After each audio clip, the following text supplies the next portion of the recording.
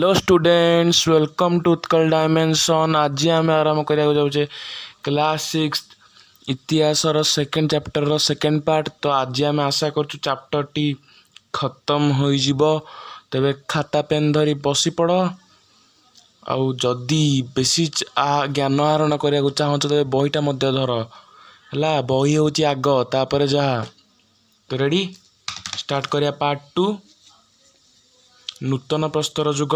जहाँ अर्थर आम पुरातन प्रस्तर युग पढ़ते एथर पढ़ा नूतन प्रस्तर युग। तो रेडी लेट्स स्टार्ट। हजार हजार वर्ष जाजावर जीवन यापन कला परे मनुष्य स्थायी बसवास करने को आरंभ कला। से हठात मंजी माटी भितर पोती परे पानी पाई गछरे परिणत होबार देखी से एथि मध्यरु वृद्धि आरंभ कला। सॉरी भूल कहली, कृषि आरंभ कला। ताको खाद्य संग्रह पाई बुलिबा को पड़िलानी, तेणु से नदी को स्थायी भाव बसवास करने आरंभ कला। हैला तापर पशुपालन कृषि कार्य साहाय्य पाइबा पाई प्रथम से पशुपालन कला। देखला तो टिके कष्ट होची कृषि कार्य करबा से पशु मानक साहाय्य नला। हैला पशु मानक साहाय्य नबा आरंभ कला। प्रथम से कुकुर को शिकार करने आरंभ कला। परे से गध घोड़ा आदि जीवजंतु को माल परिवहन रे व्यवहार कला। हैला नदी कूलर माटी अत्यंत उर्वर होइथिबारु से प्रथम नदी कूल रे शस्य उत्पादन पाई नदी कूल को व्यवहार कला। कारण नदी कूल जेहेतु सब सुविधा पानी एवं माटी मध्य उर्वर, तेणु से नदी कूल रे बसवास करने सहित शस्य उत्पादन में नदी कूल को व्यवहार कला।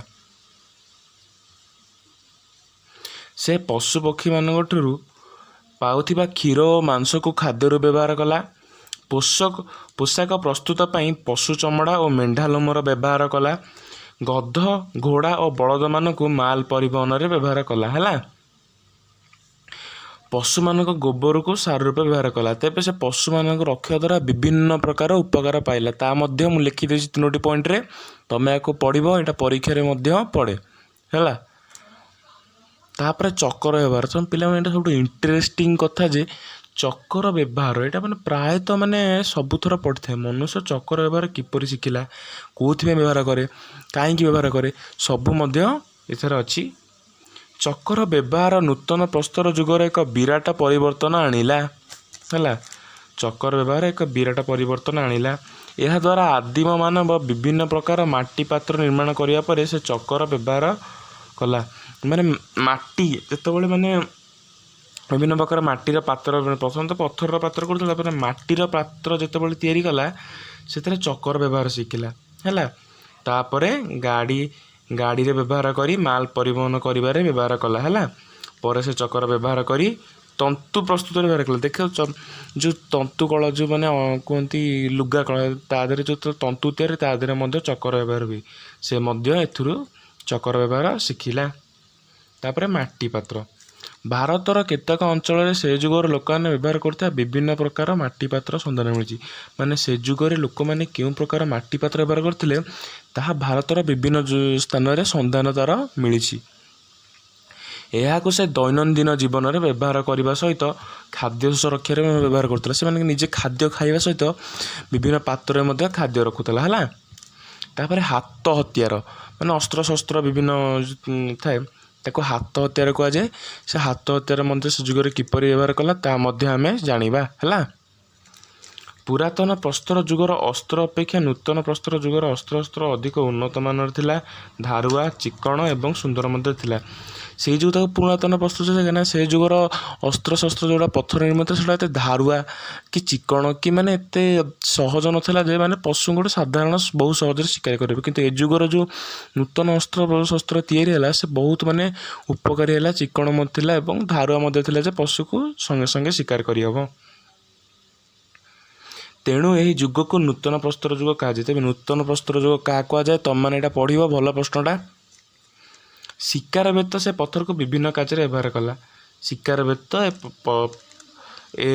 विभिन्न कार्य व्यवहार कला। शिकार बेत से विभिन्न माने माटी खोलिबारे कि गछ लगे गात खोलिबारे विभिन्न कार्य व्यवहार कला। ଏହା ଛଡ଼ା ସେ ହାତରୁ ତିଆରି ଛୁଞ୍ଚି ମଧ୍ୟ ବ୍ୟବହାର କରୁଥିଲା।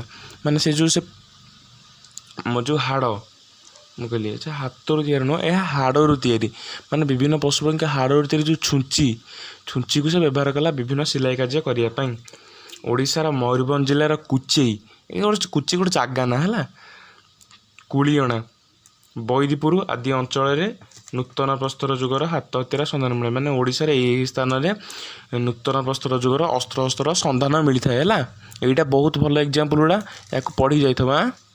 ତାପରେ ଆସିବା ନେକ୍ସଟ, ଯେଉଁଟା ଲାଷ୍ଟ ତମର ଧର୍ମ ଓ ବିଶ୍ୱାସ। ନୂତନ ପ୍ରସ୍ତର ଯୁଗର ଲୋକମାନେ ପ୍ରକୃତିର ଉପାସକ ଥିଲେ, ତେଣୁ ସେ ପ୍ରକୃତିକୁ ବିଭିନ୍ନ